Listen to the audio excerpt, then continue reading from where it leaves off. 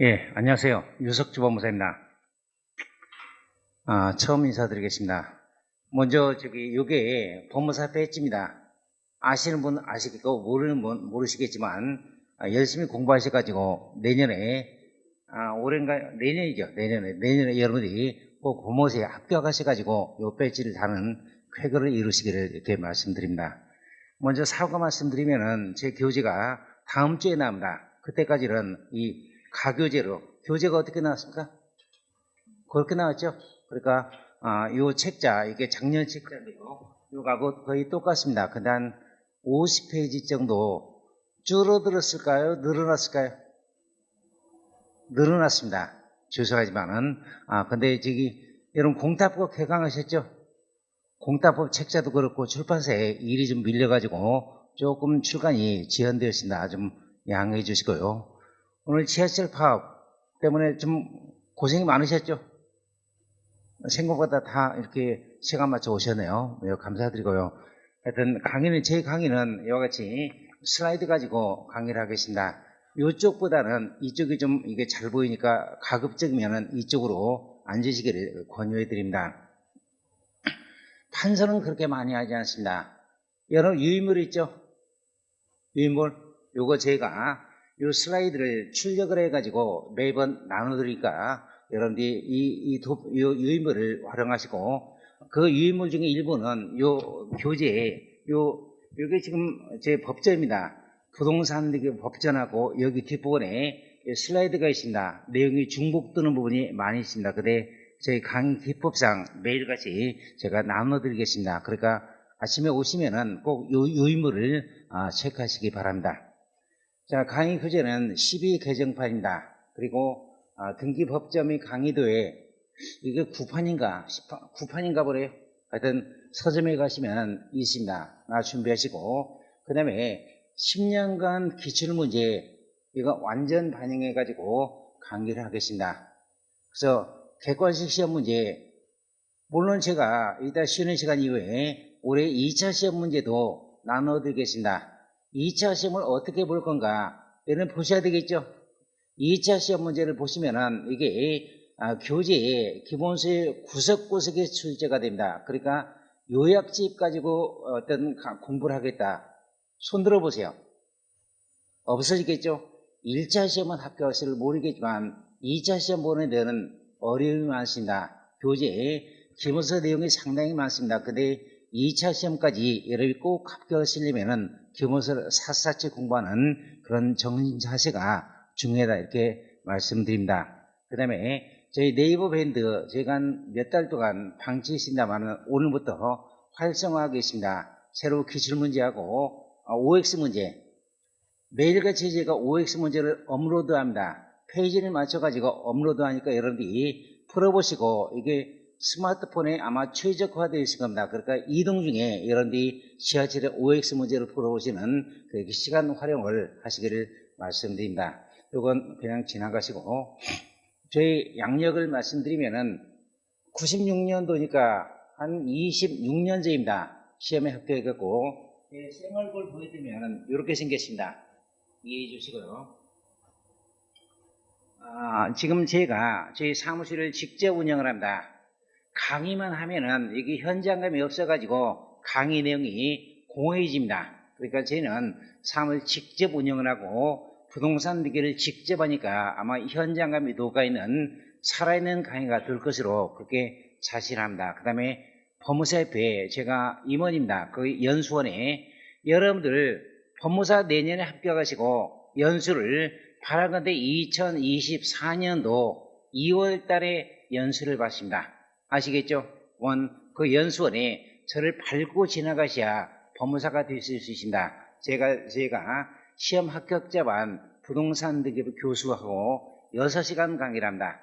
전체 80시간 중에 등기법은 6시간, 요거 자격 인정자분은 전체 30시간 중에 제가 2시간 부동산 등기법을 강의를 하고 있습니다. 현재 대한법무사협회에 전문위원 4명이시나 그 중에 교육 분야를 총괄하고 있습니다. 여러분이 법무사 되시고 나서도 계속 공부를 하셔야 된다. 그 교육을 제가 스케줄링하고 제가 집행을 하고 있습니다.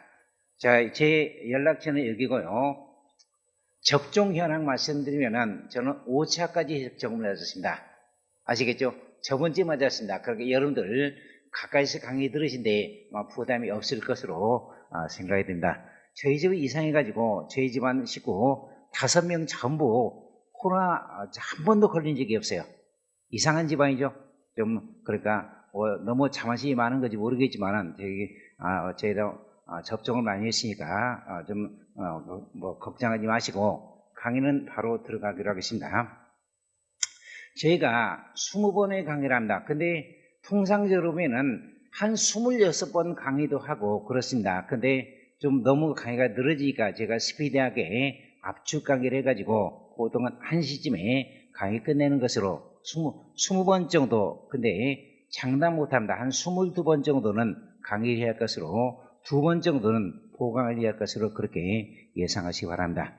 자, 그러면 교재 보기로 하겠습니다. 교재 보시면은 차례부는 제가 이걸 출력을 안 하려고 했는데 이게 잘못해가지고 출력까지 되었습니다. 차례부를 잠깐 보시면은 9페이지입니다. 페이지가 맞습니까? 그것도?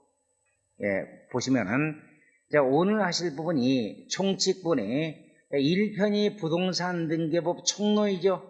2편은 부동산 등기법 강론입니다.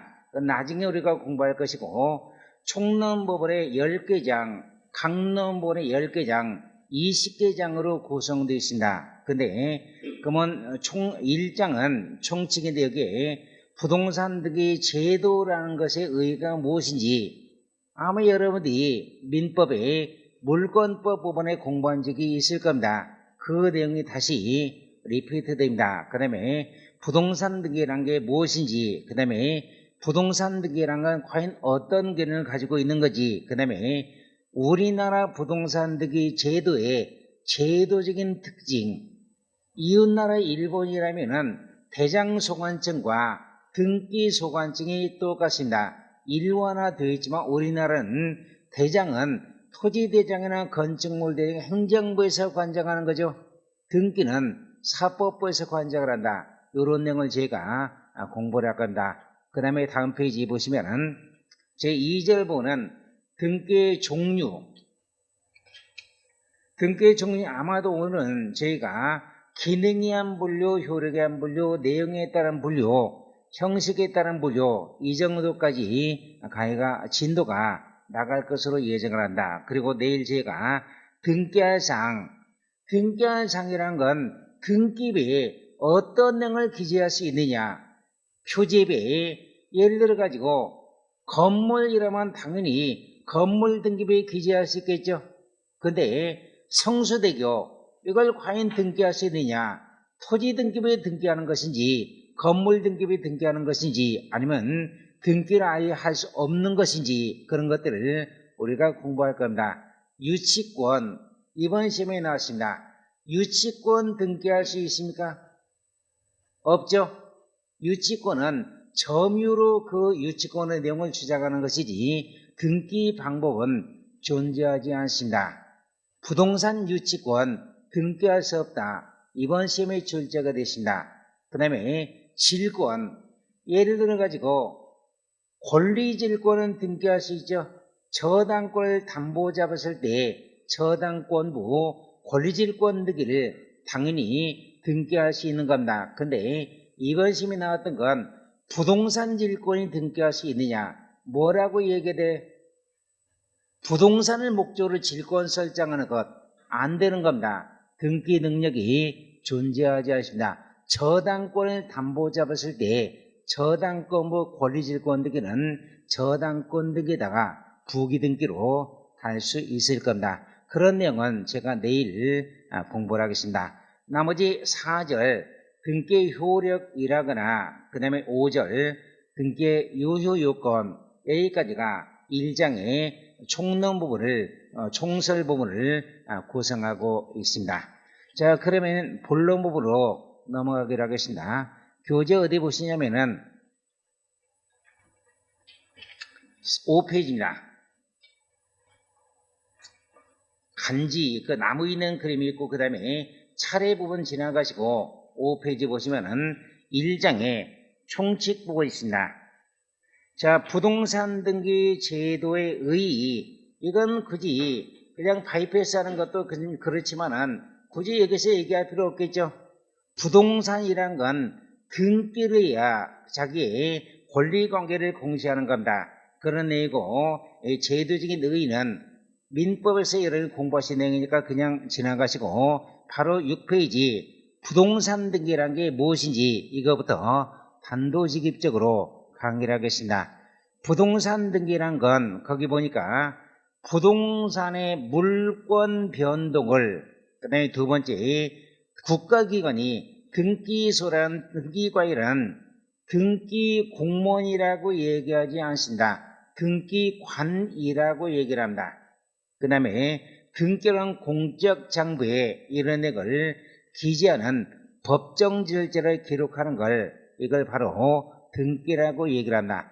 하나하나 나눠보겠습니다. 첫째 부동산 등기는 무엇을 대상으로 한다고요? 부동산을 대상으로 한다는 거죠. 자, 그러면은 시험에 나오는 것이 부동산이 아닌 것, 예를 가지고 부동산이라면 토지 및 건물을 의미하는 겁니다. 그렇다면은 거기 네 번째를 임목 등기, 이것도 등기라고 볼 수는 있습니다. 근데 임목, 나무죠. 임목 등기부는 등기부에 기재가 되는 것이지 부동산 등기부에 기록되는 것은 아닙니다. 그러니까 우리는 지금 임목 등기를 공부하는 건 아니란 겁니다. 임목은 등기할 수 있지만 이건 부동산 등기 대상은 아니고요. 이게 5회 시험 때 출제가 되신다. 제가 간간히 어느 때 출제되었다라고 얘기하면 여러분들이 거기다가 이런 식으로 마킹을 하시면 되겠습니다. 7회 때 출제됐다, 이런 식으로 제가 전부 일일이 말씀드릴 수 없겠지만 틈틈이 말씀드리겠습니다. 선박 등기, 선박도 부동산 등기 대상이 되는 거죠. 아니, 선박 등기 대상이 되는 거죠. 근데 이건 별도로 선박 등기부에 기록하는 것이기 때문에 그건 부동산 등기라고 볼 수가 없는 겁니다. 자, 그 우리 시험에 나오는 것들이 부동산 등기가 아닌 것들 다섯 번째를 임목 등기라거나 선박 등기라거나 법인 등기라거나 선박 등기, 제가 여러 가지 좀 실제 내용을 실생활 내용을 말씀드리면은, 제가 어저께 산업은행 나왔다가 퇴직한 친구하고 얘기를 한 바 있습니다. 자기네가 선박에 저당권 설정하는 것 한국에서 안 했다는 겁니다. 왜냐? 선박에 저당권 설정하면은 1,000억, 2,000억 설정을 하겠죠? 세금이 엄청나게 나와요. 1,000억이라고 해도 2억 4천만 원 등록세를 내는 겁니다. 어디가 설정하느냐? 선박이 우리나라 국적이 아니라 파나마 국적입니다. 그러니까 자기네가 필리핀가 설정한다는 겁니다. 뭐 필기하실 건 아닙니다. 필리핀 가면은 세금이 싸기 때문에 선박의 저당권 설정하는 것, 저렴한 비용을 할 수 있고, 직원들이 거기 가서 출장 가가지고 술 먹고 며칠 놀다 와도 비용이 훨씬 남는다는 그런 말 엊그저께 들은 바가 있습니다. 뭐 참고로 그냥 말씀드리고요. 여하튼간 선박 등기라거나 또 젊으신 분들은 부동산 등기라기보다는 법인 등기 부분에 아마 집중하게 될 겁니다. 그래서 젊으신 분들 시험학교 가셔가지고 강남에 진출하시거나 가산동 산업단지 쪽에 진출하셔가지고 젊은 벤처기업들이 많죠. 거기하고 어떤 관계를 쌓아가지고 법인 등기에 집중하시는 것도 경쟁력이 많이 있다고 생각이 됩니다. 그 다음에 부부재산 약정 등기, 연예인들이 결혼할 때 걱정이 되는 겁니다. 우리가 혹시나 이혼하게 되면 재산을 어떻게 나눌 것이냐, 이런 걸 부부재산 약정을 하는 거죠. 어디에 기재한다고요? 그 건물 등기부에 기재하는 건 아닙니다. 쪽팔리겠죠. 우리가 이혼하면 이 건물은 누가 가져간다? 부동산 등기부에 기재하는 것이 아니라 별도로 부부재산 약정 등기부가 있는 겁니다. 아시겠죠? 그러니까 등기소에 가면은 부동산 등기부도 있고 법인 등기부도 있고 임목 등기부도 있고 선박 등기부도 있고 그 다음에 부부재산 약정 등기부도 있는 겁니다. 자, 설명이 길었지만은 부동산 등기가 아닌 것들 그렇게 4가지 정도 말씀드리고요. 그 다음에 참고본에 나오는 내용은 자, 공장저당 얘기입니다. 칠판 잠깐 보시면은 요겁니다. 이걸 가지고 말씀드릴까요? 자, 토지와 건물에 저당권 설정한다. 토지 등기부에 건물 등기부에 저당권 설정하기 때문에 이건 바로 부동산 등기부에 된다. 건물이 공장이다. 기계기구겠죠. 기계기구에 있어야만 공장이라고 볼 수 있는 겁니다. 그러면 토지와 건물과 기계기구를 묶어가지고 소위 공장저당을 하게 된다. 토지 건물만 묶으면은 보통 공동저당이 되는 것이고 기계까지 묶으면은 공장저당입니다. 이런 것들은 부동산 등기부에 기입이 되는 겁니다. 근데 공장이 만약에 이와 같이 지상권이라거나 공업소유권이라거나 특허권 가지고 있다. 이런 것까지도 담보 가치가 있는 거죠. 이런 때는 소위 뭘 만드느냐? 공장재단을 만드는 겁니다. 공장재단 등기부 아시겠죠? 부동산 등기부가 아니라 공장재단 등기부가 편성되는 것이고 이걸 담보로 제공한 때는 공장재단에 대한 저당권은 부동산 등기라기보다는 공장재단 등기부에 기재가 되는 겁니다. 그러니까 다른 내용은 뭐 얘기 안 하겠고요. 그러니까 일반적으로 공장저당이라고 하면은 부동산 등기부에 해당이 됩니다. 근데 공장재단 저당권이라면은 부동산 등기라고요? 아니라고요? 아니라고 봐야 되는 겁니다. 거기까지 말씀드리고요. 옛날에 한번 시험에 출제된 바 있습니다. 그 다음에 두 번째, 6페이지 두 번째입니다. 부동산 등기는 부동산에 관한 물권 변동을 그 대상으로 하는 겁니다. 거기 마지막 페이지에 보시면, 마지막 줄에 보시면은 부동산 등기부 3조에 따르면은 소유권, 지상권, 지역권, 전세권, 저당권이라는 근저당권까지 포함되는 겁니다. 그 다음에 권리질권, 여기 보니까 아까도 얘기했지만 질권이라고 얘기하지 않고 있죠. 권리질권이라고 얘기만 부동산 등기 능력이 있는 것이고 채권 담보권과 임차권 요건 물권이라기보다는 채권이라고 보는 겁니다. 근데 채권이라면은 자 여러분들 물권이라면 등기를 해야 되겠지만 채권 관계는 계약 관계죠. 계약으로 성립하는 겁니다. 임차권 등기를 해야 효력이 발생하는 겁니까? 아니겠죠. 계약으로 성립하긴 하지만 등기일 때 태양력이 발생하게 되는 겁니다. 그런 점을 겨냥해 가지고 채권인 채권담보권이라거나 임차권도 등기할 수 있다는 겁니다. 이런 권리에 다음 페이지 두 번째 줄 보존등기라거나 이전등기라거나 설정등기, 변경등기, 처분에 제한 등기라거나 말소등기 등이 등기할 사항이다. 이렇게 보시고 가로 2번, 3번은 그냥 지나가시고 3번 여기 3번 중간에 77년도 예규가 나오죠.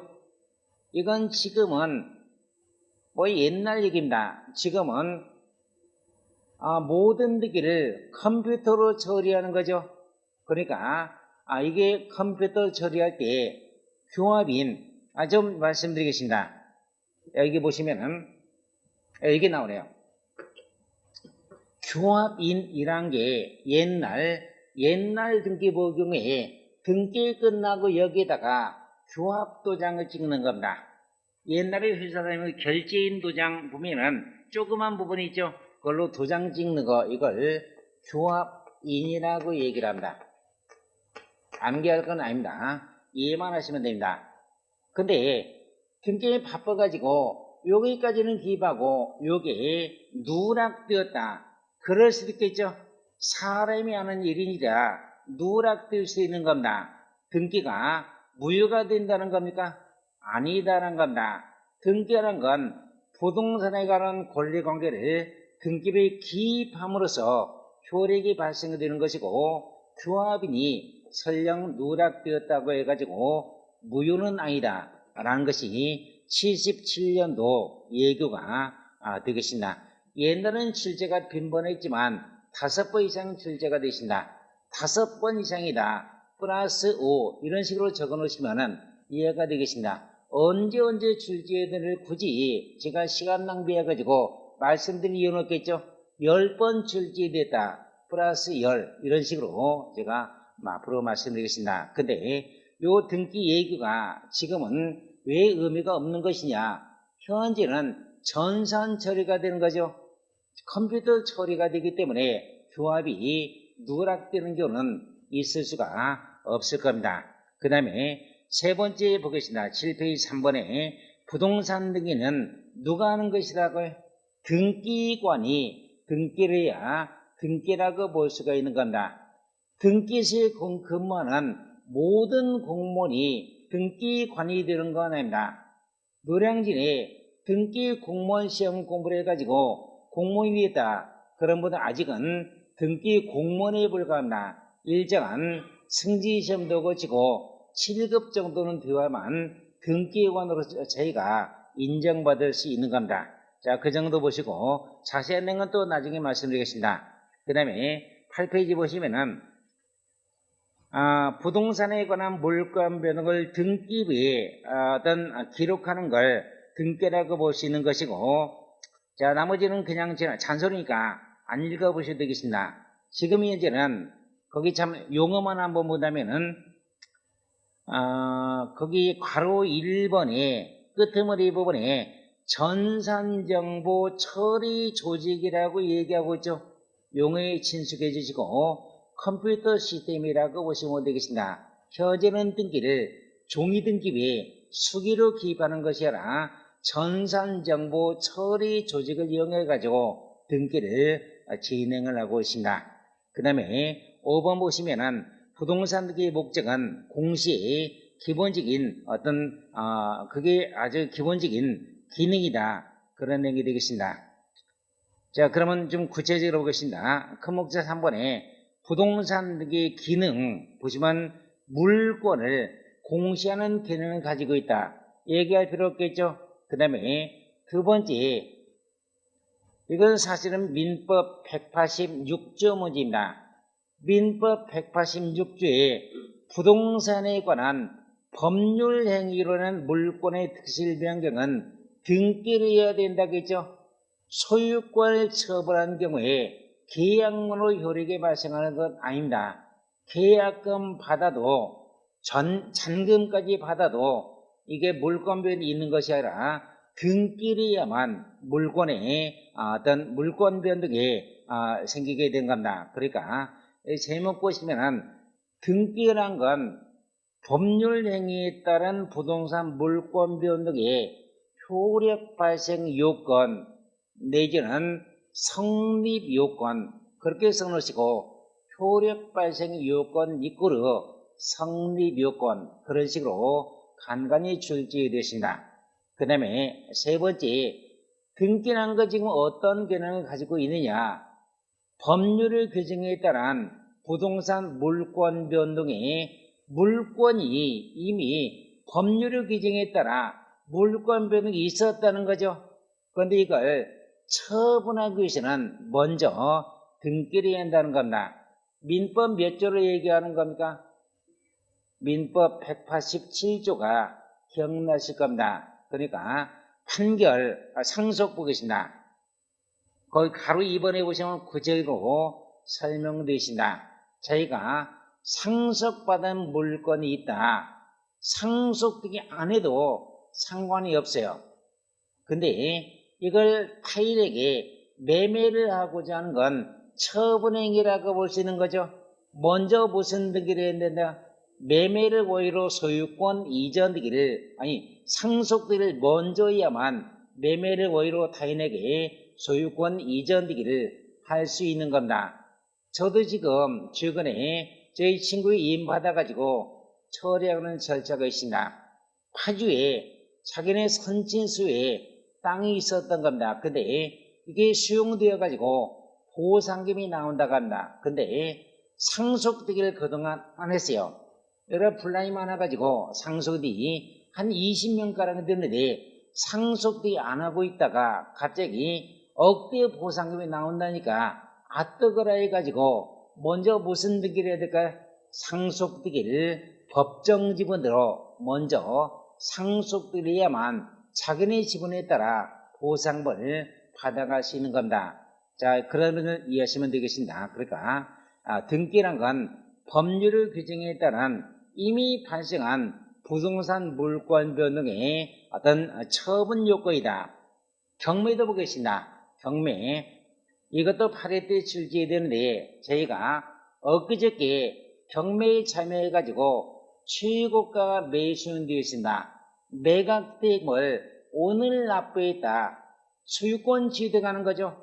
집행법 아직까지는 거기까지 공부 안 하셨겠지만 경매에 참여해가지고 매각대금을 경락 잔대금이라고 얘기한다. 이걸 납부하면은 그때 이미 소유권 취득하게 되는 겁니다.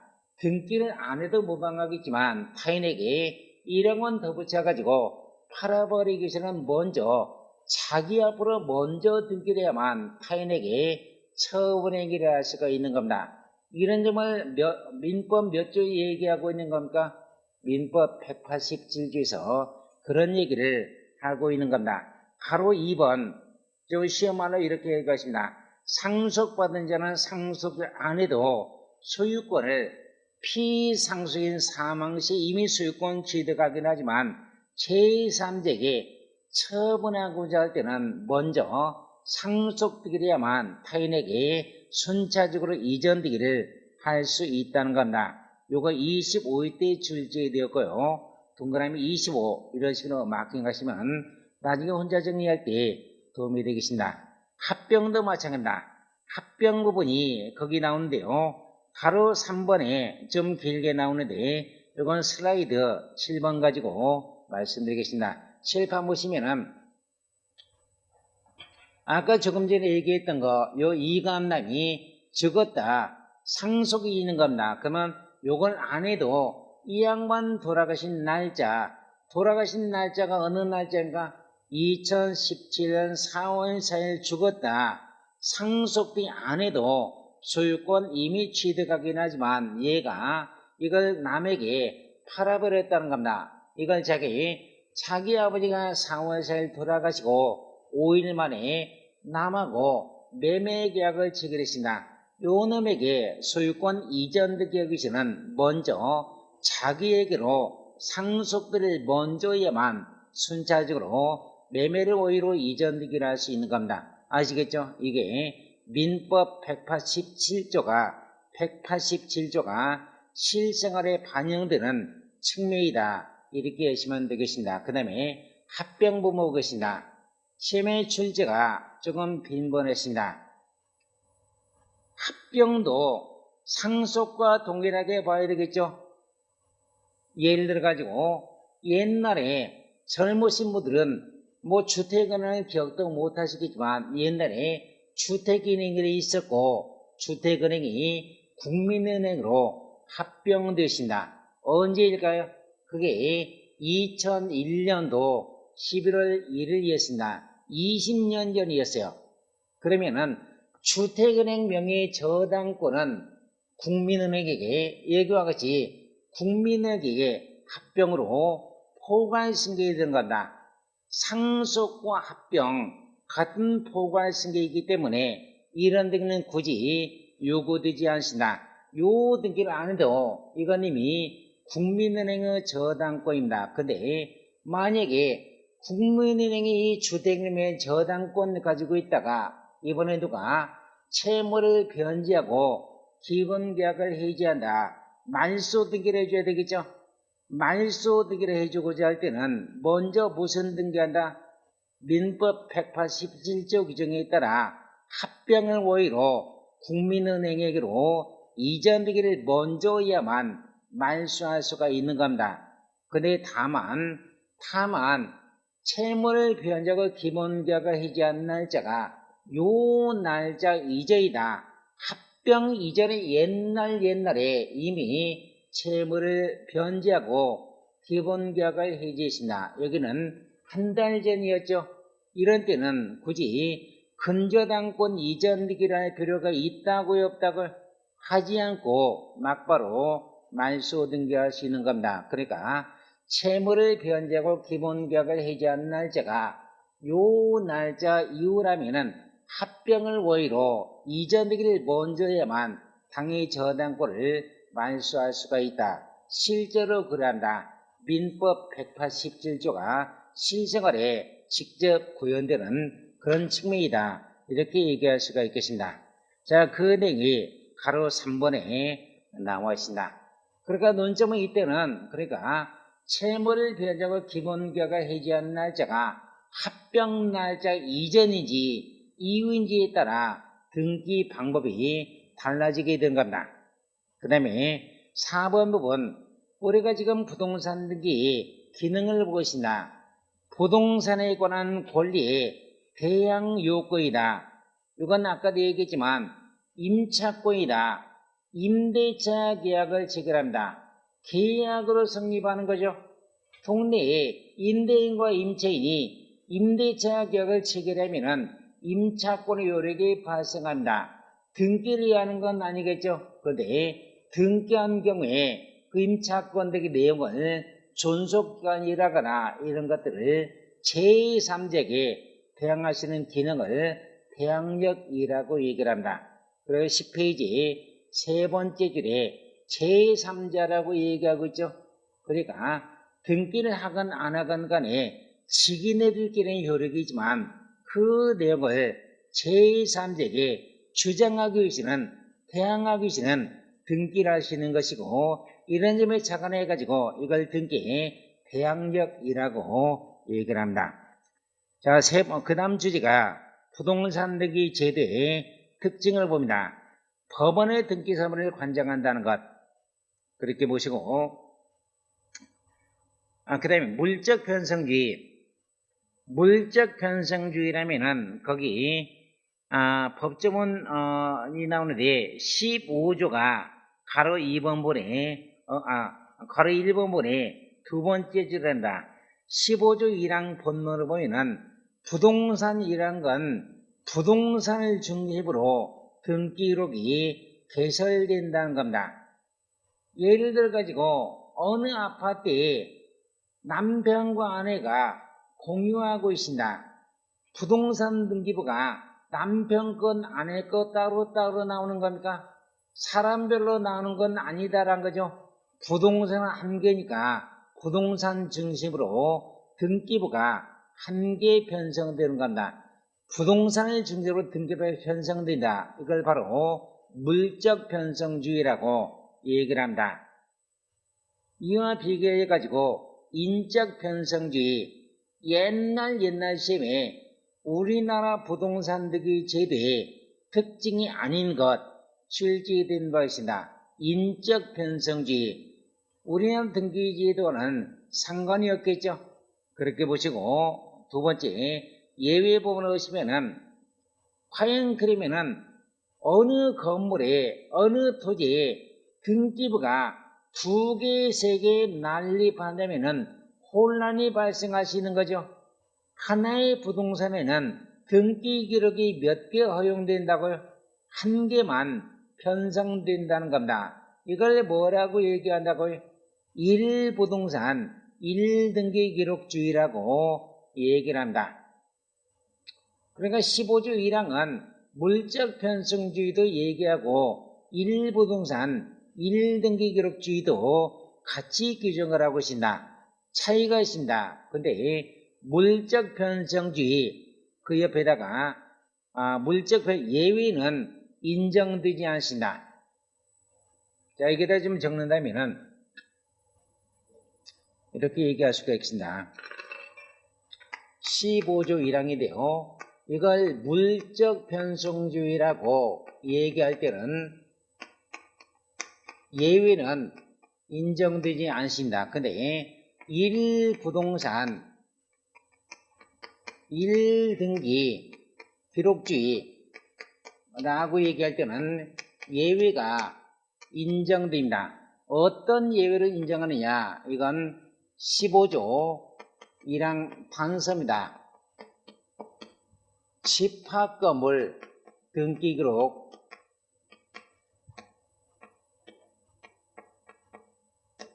집합건물 등기부에 예외가 인정됩니다. 그걸 좀 말씀드리겠습니다. 칠판 보시면은 여러분 유의미하게 있지만 여기 보시면은 집합건물이라면은 여러분 아시다시피 이와 같은 아파트를 얘기합니다. 아파트라거나 오피스텔이라거나 내지는 다세대 주택까지 다가구 주택은 일반 건물이죠. 그런데 다세대 주택이어야만 집합건물로 인정된다. 예를 들어 가지고 행복아파트 201동에 25개의 구분 건물이신다. 우리가 구분 건물이라고 할 때는 각 구분 건물을 얘기하는 것이고 이걸 통칭해 가지고 집합건물이라고 얘기를 한다. 그 말을 혼용하기도 하지만 굳이 나눈다면 그렇게 얘기할 수가 있습니다. 자, 여기는 어떤 예외가 인정되느냐? 집합건물이라면은 각 구분 건물마다 여기 보면 일도의 건물의 표제부가 있고 전체에 대한 일도의 건물의 표제부 어떤 모습이냐? 여기 보시면은 뭐 똑같은 건물 아니겠지만 일도의 건물의 표제부는 이 건물이 1층부터 5층까지 몇 제곱미터이다. 이런 내용, 그 다음에 어느 토지 위에 소지하고 있는지, 대지권의 목적인 토지의 표시, 나중에 공부할 거다. 이런 것들이 기재되는 일대의 건물의 표지부가 한 장 있고요. 그 다음에 호수별로 읽어보니까 101호는 전용 면적이 몇 제곱미터이다. 문 열고 들어오면 보이는 아파트 내부 면적이 96제곱미터란 겁니다. 그 다음에 이 아파트가 토지에 얼만큼 지분 가지고 있는 건지 보니까 여기 보니까 29번지가 2000제곱미터죠. 32번지가 1000제곱미터입니다. 보니까 이거는 2000제곱미터 중에 40제곱미터. 그러니까 토지 지분이 얼마라는 겁니까? 요 토지는 40제곱미터, 요 토지는 20제곱미터. 그래 여러분이 이 아파트가 재건축 예정이다. 투자 목적으로 구입하고자 할 때는 건물 면적보다는 토지 지분이 중요한 거죠. 토지 지분이 몇 제곱미터라는 겁니까? 60제곱미터라는 그런 취지입니다. 20제곱미터이다. 투자 가치가 없을 수 있는 겁니다. 100제곱미터이다. 투자 가치가 높을 수 있는 겁니다. 이와 같이 이 아파트가 토지를 얼만큼 지분 가지고 있는지 대지권의 표시란에 기재가 되는 겁니다. 그러니까 지금 보니까 이 아파트의 경우에 1도의 건물의 표제부가 있고 이와 같이 호수별로 101호 따로 있고 102호 따로 있고 103호 따로 있고 그런 식으로 어떤 표지부가 구성되는 겁니다. 그렇다면은 이렇게 볼 수가 있는 겁니다. 여기 보니까 이 전체 행복아파트 201동은 전체에 대한 1도의 건물의 표지부가 있는 것이고 101호에 대해서는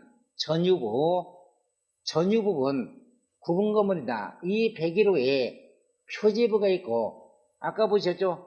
전유분의 표제부가 있고 소유권에 관한 사항이 기재된 갑구가 있고 소유권의 여권료가 기재되는 을구 등이 저당권 등기 등이 을구에 기입되게 되는 겁니다. 그러면은 만약에 집합건물 등기부인데 요거하고 요것만 만든다. 101호까지만 만든다. 소위 전문용어로 이게 중구난방이 되는 겁니다. 나중에 200호 만들고 300호 만들고 그럴 때 통일성이 확보가 안 되는 거죠. 아시겠죠? 그러니까 집합건물 등기로라면 한꺼번에 만들라는 겁니다. 아예 차라리 그렇게 선언한 겁니다. 이게 집합건물이라면 전체 여기 이렇게 됩니다. 1대의 건물을 구분한 건물은 1대의 건물에 속하는 전부에 대해 한 용지를 사용한다. 그러니까 요거 1대 가물의 표제부하고 각 전유분의 표제부 값골고 이걸 묶어가지고 이걸 우리가 1등기 기록이라고 얘기를 한다. 그러기 약속을 하자는 겁니다. 등기 기록 만들 때 한꺼번에 만들라는 취지 그렇게 하시면 되겠습니다. 거기까지 말씀드리고 그러니까 일단 요거 말씀드리면은 그러니까 1부동산 1등기 기록주에는 예외가 있다는 거죠. 하나의 부동산에는 하나의 등기 기록만 인정되지만 집합건물 등기 기록에 예외가 있는 것이다. 왜냐? 집합건물이라면은 15조 1항 단서 규정에 따라 1대의 건물 전체에 대해서 일괄해가지고 등기 기록을 일괄 개설할 걸 요구하고 있기 때문입니다. 그 정도 말씀드리고요. 시험에 간간히 출제가 됐습니다. 그 다음에 11페이지 신청지라고 얘기하고 있습니다. 지금 우리가 뭘 보고 있습니까? 우리나라 부동산 등기 제도의 특징을 보고 있죠. 우리나라 부동산 등기는 직권으로 하는 것, 등기관이 직권으로 하는 것이 아닙니다. 이건 당사자가 신청을 해야 등기가 개시되는 것이 원칙이다. 근데 원칙법으로 보면은 신청 내지는 촉탁이 없으면 일을 하지 못한다라고 얘기하십니다. 예외는 직권, 거기 괄호 2번의 첫 번째에 직권, 경우에 따라 등기관이 직권을 어떤 등기하는 경우 되신다. 그 다음에 법원의 명령을 기다려가지고 등기하는 경우 되신다. 그러니까 편을 가른다면 신청과 촉탁이 한 편을 구성하는 것이고 다른 반대편에 직권에 의한 등기, 명령에 의한 등기가 위치하고 있는 겁니다. 나중에 구체적으로 어느 때 직권으로 등기하고 어느 때 명령으로 등기하는 것을 나중에 공부하겠습니다. 그러면은 거기 헤드라인에 신청주의라고 얘기하고 있죠. 여기에 예외가 있는 겁니까 없는 겁니까? 예외가 있죠.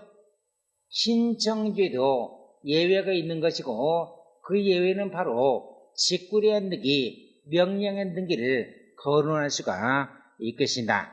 그 다음에 네 번째, 우리나라 등기제도의 기본적인 특징을 보고 있습니다. 공동신청주의다. 등기란 건 뭐니 해도 등기 권리자와 의무자가 공동신청하는 겁니다. 법률에 다른 규정이 없다면 공동신청 요구되는 것이고 이건 우리나라 등기관에게는 형식적 심사권밖에 없습니다. 이따가 공부하겠습니다. 그러니까 부실한 등기를 방지하기 위해서는 세상의 모든 등기의 경우에 대부분의 경우에 등기 권리자와 의무자가 공동 신청할 걸 어떤 규정하고 있습니다. 근데 예외는 몇 조일까요? 23조. 나중에 법전 보시면은 제 법전을 안 사도 좋습니다. 안 사실 분은 여러분들이 대법원 일하거나 법제처에 법률정보시스템에 가가지고 부동산 등기법과 규칙을 아마 저기 그 법제처에 법률정보시스템에 가면은 부동산 등기법과 규칙이 주변 형식으로 나와있는 그런 란이 있을 겁니다. 그걸 다운받아가지고 출력하시는 것도 공부하는 데 도움이 되겠습니다. 거기 보면은 부동산 등기법 23조 1항에서는 공동신청의를 표방하고 있지만 23조 2항부터 8항까지는 예외적으로 단독신청 허용된 경우를 예시하고 있습니다. 미리 조금 말씀드린다면 판결에 의한 등기 단독신청 가능합니다. 상속등기도 이미 그 양반 돌아가셨으니까 상속인들이 충분히 단독 신청하시는 거죠. 그 다음에 부동산 표시 변경 등기라거나 하여튼 그런 것들 나중에 말씀드리고 그 다음에 5번에 형식적 심사주의입니다. 우리나라 등기관에게 실질적 심사권이 있다고요? 예를 들어 가지고 이런 얘기입니다. 누가 매매를 오히려 소유권 이전이기를 접수를 합니다. 그러면 매도인 매수인 불러가지고 매매가 진짜 있었느냐 물어볼까요? 그런 권한도 시간도 존재하지 않으시나 잔금 지급했느냐 물어보지 않으시나 상속등기라고 해가지고 피상속인 진짜 죽었는지 무덤가를 파헤치는 건 아닙니다. 모든 건 서면 가지고 형식적으로 심사를 하는 겁니다. 그러니까 매매를 오해한 소유권 이전득이라면 매매 계약서가 첨부되었다면 그것만 가지고 형식적으로 판단하는 것이고 나중에 보니까 실제 매매가 없었다. 등기관은 책임지지 않습니다. 상속등이다. 사망사실은 어디에 나오는 거죠? 기본증명서에 나오는 거죠. 이걸 가지고 사망사실 확인되면은 상속등기하는데 문제가 없는 겁니다. 이런 걸 등기관의 형식적 심사주의라고 얘기를 합니다. 나중에 또 자세히 얘기를 하겠습니다. 이것도 5번상 출제되었고 최근에 27회에서도 출제가 되었은 바 있습니다.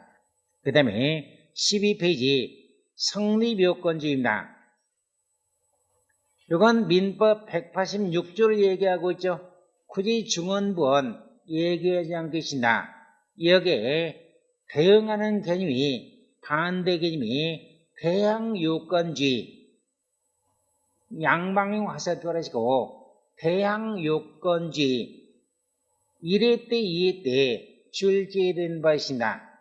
그러니까 만약에 우리나라의 부동산 등기제도의 특징이라고 볼 수 없는 것 대항요건주의 이렇게 얘기되겠죠. 성립요건주의라고 얘기하면 특징이라고 얘기하시지만 대항요건주의는 우리나라 부동산 등기제도의 특징과는 상관이 없습니다. 그 다음에 7번에 공신력을 인정한다 안 한다? 인정하지 않습니다. 요새 최근에 어떤 이슈가 있어가지고 요게 신문에 신방송에도 뭐 여러가지 내가 나오는데 하여튼 공신력 그건 나중에 오늘은 첫날이니까 길게 설명드리지 않겠습니다. 저희 법무사협회에서도 이것과 관련해가지고 최근에 성명을 어떤 발표한 적이 있습니다. 여하튼 간에 우리나라 등기에 공신력이 있다고요 없다고요? 없다는 것 민법이 아닌 공부하시죠? 그런 얘기를 하면 여러분 싫어하신다는 말을 제가 들은 바가 있지만 역시 민법에서 많이 공부하셨을 걸로 생각이 됩니다. 나중에 틈틈이 보충 설명하겠습니다. 그러면은 자 우리 시험에 가끔 출제가 된다. 우리나라 등기의 효력 중에서 인정되지 않는 효력은 뭐라고 얘기할까요? 물권비 없는 효력 인정되는 거죠. 대항력 인정되는 거죠. 그런데 공신력은 인정됩니까 안 됩니까? 인정되지 않는 겁니다. 첫날이니까 그 정도까지만 말씀드리겠습니다. 그 다음에 13페이지 보시면은 아까도 잠깐 얘기했지만 이웃나라 일본은 등기부와 대장이 이건 해당 관리감독을 한 군데서 한다고 얘기합니다. 근데 거기 보니까 네 번째 일본의 경우는 등기부와 대장을 등기부로 일원화해가지고 그러니까 일본에는 아마도 토지대장이나 건축물들이 없다는 거죠. 등기부 가지고 공시하는 것 그게 맞다고 생각이 됩니다. 근데 우리나라는 등기부는 사법부 소관인 법원행정처에서 그 다음에 대장은 행정부 소관인 행정자치부에서 이걸 관장을 하고 있습니다. 실제는 시장, 군수, 구청장이 관리를 하게 됩니다. 마지막으로 이것만 말씀드리겠습니다. 좀 다 얘기할까요? 자, 1절은 끝내겠습니다. 자, 등기부와 대장의 관리 감독형이 다른 거죠. 그러니까 등기부와 대장의 표지가 불일치하는 경우도 있는 겁니다. 예를 들어 가지고 칠판 보시면은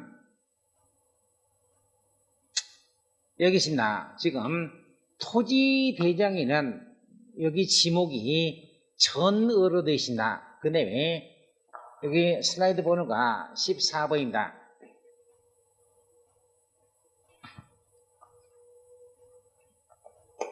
아침에 그 출력할 때 이렇게 되어 있으면은 요게 1번, 2번, 3번, 4번 이렇게 나와야 되는데 보통 이렇게 하는데 여러분들은 슬라이드가 1번, 2번, 3번, 4번 이렇게 되어 있죠? 어느 게 낫습니까? 이게 낫습니까? 이게 낫습니까? 이런 식으로 제가 프린트를 나눠주는데 하여튼 다음에 이렇게 나눠드리도록 하겠습니다. 하여튼 1, 2, 3, 4 이런 식으로 보시고 14번 슬라이드 보시면 이겁니다. 이게 대장에는 지목이 전이다. 등기부에는 지목이 대지라는 겁니다. 어느 게 맞다는 겁니까?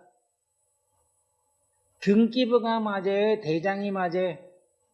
대장이 맞는 겁니다. 부동산의 표시는 무조건 토지 대장이나 건축물 대장이 맞는 것으로 보는 겁니다. 그 다음에 소유자 보세요. 대장에는 소유자가 김대영으로 되어 있고 등기부에는 소유자가 이을남으로 변경되십니다. 누가 소유자라는 겁니까? 대장상 소유자는 인정받지 못합니다. 등기부상 소유자가 소유자인 것으로 인정되는 겁니다. 그렇게 보시고, 자, 여기 보면은, 자, 13페이지 보겠습니다. 대장상 부동산 표시가 맞는 것으로 보기 때문에, 만약에 거기 2001년도 등기 설례입니다. 등기 설례액을 검색을 할 때는 여러분들이 대본에 종합법률정보 시스템 적어 놓으세요. 종합법률정보 시스템에 들어가셔가지고 등기 설례를 검색을 한다. 등기 설례 이거 다 언제 입력을 합니까? 등기 설례 6-397 메뉴를 찾아가지고 6-397을 입력을 하면은 요 등기설례 원문이 모니터에 나타나게 된다. 본문을 보고 싶으시면 그렇게 확인하시고 여러분 뭐 처음에는 그런 것까지 할 필요는 없습니다. 여하튼 간에 요 내용은 무슨 내용이냐? 토지 대장도 분할되지 아니하였는데 눈에 콩깍지가 씌어가지고 분필 등기부터 경조되었다면은 효력이 있다고요, 없다고요? 없다는 거죠. 자, 그런 내용이 거기 2000년도 등기설례에 그런 내용을 얘기하고 있습니다. 나중에 또 말씀드릴 겁니다. 그 다음에 우리나라 등기부는 토지 따로 건물 따로 등기부가 이원화되어 있습니다. 그러니까 봉천동에는 어느 단독주택이라 매매를 했을 때 매매를 원하는 소유권 이전 등기는 토지 등기부에도 하고 건물 등기부에도 해야 되는 겁니다. 그걸 여기서 얘기하고 있고요. 그 다음에 국가배상 책임주입니다. 등기관도 국가공무원인 거죠. 국가배상법에 따르면 공무원이 고의 또는 과실로 국민에게 손해를 끼친 경우는 국가가 일단 손해배상을 해줘야 된다. 등기관도 역시 마찬가지입니다. 그러니까 이런 규정은 등기법에 나와 있어요? 국가배상법에 나와 있습니까? 국가배상법. 아시겠죠? 이것도 시험 문제에 등기법의 명문 규정이 있다. 땡. 잘못된 내게 되어 있습니다. 국가배상법에 근거 규정이 있는 것이고 국가가 이걸 물어주고 나서 억울하니까 등기원에 과실보로니까 중과실이다. 고의 또는 중과실이 개입되어 있다면 당해 등기관에게 구상권을 행사할 수 있습니다. 자, 그 다음에 14페이지 등기 원인증서는 공증받을 필요가 있다고요. 말이 억지로 만든 감이 없지 않은데 사서증서성 등기 원인증서 인감도장 찍을 필요 없습니다. 매매계약서 인감도장 안 찍어도 무방하고 공증받지 아니해도 무방하다는 겁니다. 일반적으로 일반인 간에 만든 매매계약서 그 사서증서 가지고 소유권 이전 등기하는데 문제가 없는 것이고 일반인들이 저희 사무실에 와가지고 근저당권 설정 계약서를 작성을 한다. 요거 가지고 근저당권 설정 등기하는데 아무 문제가 없는 겁니다. 그러니까 보통 법무사 사무실에 사채업자하고 그 다음에 채무자가 와가지고 설정 계약을 작성을 해가지고 설정 등기하는 경우도 많이 왕왕 없지 않아 있습니다. 자, 이걸 간혹가다 등기 원인증서를 공증받게 하자고 주장하신 분들이 있습니다. 여러분들은 부하내동하시면 안 됩니다. 거기에 손들고 찬성하시면은 등기 원인증서를 공증받게 하면은 등기는 결국 누가 가져가는 겁니까? 공증시를 가져가거나 아니면은 단독신용길이 열려가지고 권리자 내 의무자가 단독신용을 할 수 있게 허용되는 겁니다. 법무사 굶어 죽습니다. 아시겠죠? 그러니까 그런 지 공청회가 열릴 때는 법무사 배는 한 10년도 더 된 얘기지만 머리도 돌려매고 가가지고 철저히 반대할까요? 찬성할까? 반대겠죠? 원인증서를 굳이 공증받게 하고자 그렇게 주장할 이유는 없는 겁니다. 그 다음에 폐지된 제도 이거 길게 얘기하겠습니다. 옛날엔 출석 신청주의를 강제를 했습니다. 요 내용이 지금 24조에 납니다. 24조. 옛날에 원칙이 출석 신청이고 예외적으로 인터넷으로 전자신청을 할 수가 있었습니다. 그리고 옛날에는 원칙이 출석 신청, 예외가 전자신청, 지금은 아니다라는 겁니다. 허용된 한도 내에서는 출석 신청과 전자신청을 이거 병렬적으로 규정하고 있기 때문에 자기가 여건이 허용된다면 전자신청을 얼마든지 할 수가 있는 겁니다. 그러니까 출석 신청주의가 올해 등기제도의 기본적인 특징이다. 그렇게 얘기할 필요 없는 거죠. 마찬가지로 옛날엔 서면 신청주의가 바로 2번입니다. 서면 신청주의가 우리나라 부동산 등기 제도의 근간이었지만 지금은 인터넷으로 신청할 때는 서면을 제출하는 것이 아니라 데이터를 쏘아주는 거죠. 전자 신청을 하기 때문에 전자적으로 데이터를 송신하는 겁니다. 그러니까 이런 서면 신청 역시 우리나라 등기제도의 근간이라고 얘기할 수는 없는 겁니다. 거기까지 말씀드렸고 제가 10분 쉬었다가 2절에 등기 종료본을 공부하기로 하겠습니다. 딱 10분 쉬겠습니다.